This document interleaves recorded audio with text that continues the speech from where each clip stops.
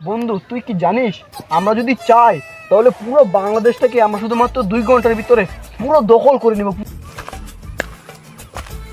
কি রে শালা, ওরা এখানে কি করছে?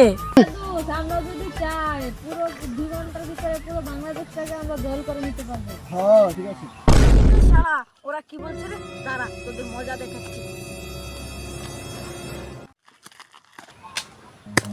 এই শালা বাংলাদেশ থেকে মোহাম্মদ শালা পালা, জলদি পালা জলদি পালা জলদি পালা।